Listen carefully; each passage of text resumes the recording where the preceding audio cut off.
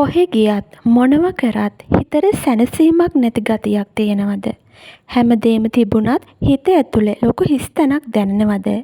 එහෙනම් අපි අද ඇස්ට්‍රෝලොජි ස්ටෝරි තුලින් ඒ ගැන කතා කරමු. ඔයාගේ හිතට සැනසීමක් නැත්තේයි කියලා හිතිලා තියෙනවද? මං අද කියලා දෙන්නම් මනස පාලනය කරන ග්‍රහ රහස් ගැන. භෞතික සම්පත් කොච්චර තිබුණත් ඇතැම් පුද්ගලයන් නිරන්තරයෙන් මානසික පීඩනයෙන් සහ අසහනයෙන් ජීවත් වෙනවා. ජ්‍යොතිෂයට අනුව මනෝකාරක හෙවත් මනස පාලනය කරන සඳු ග්‍රහයා සහ හතරවැන්න පීඩාවීම මේට මූලික හේතුව වෙනවා.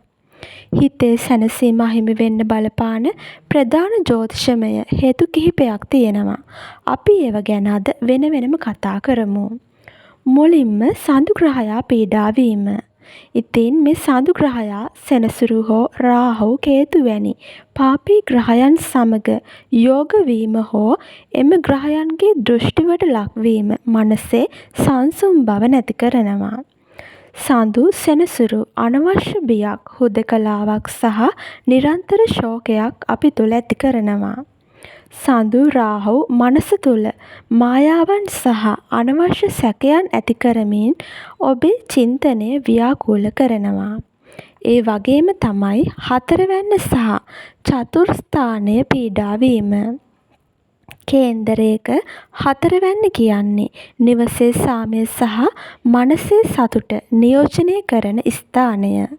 හතරවැන්න අධිපති 8, 6 හෝ 12 වැනි දුෂ්ට ස්ථානයක සිටීම හතරවැන්නේ අශුභ ග්‍රහයන් සිටීම නිසා පුද්ගලයාට කිසිම තැනක සැනසීමක් නොලැබෙන තත්ත්වයක් උදා වෙනවා. ඊට පස්සේ අපි කතා කරමු ඒරාෂ්ටක අපල කාල ගැන.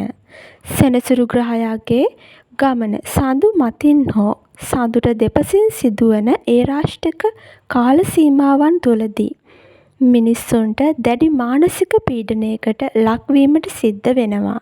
මෙහිදී සිද්ධ වෙන්නේ අදාළ පුද්ගලයාගේ කර්ම ශක්තිය අනුව ඔවුන්ට පන්නරේ කිරීමට මනස දැඩි පීඩනයකට ලක් කිරීම. ඉතින් දැන් අපි කතා කරමු බුධ සහ සඳු අතර නොගැලපීම ගැන.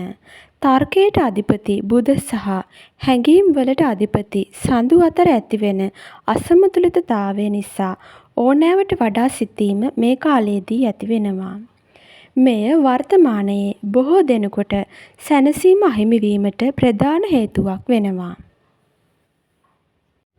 හිතේ සැනසීම නැවත ලබා ගැනීමට ජ්‍යොතිෂමය පිළියම් කිහිපයකුත් මං අද කියලා දෙන්නම්. මුලින්ම අපි කතා කරමු ජල වන්දනාව සහ සඳු බලවත් කිරීම.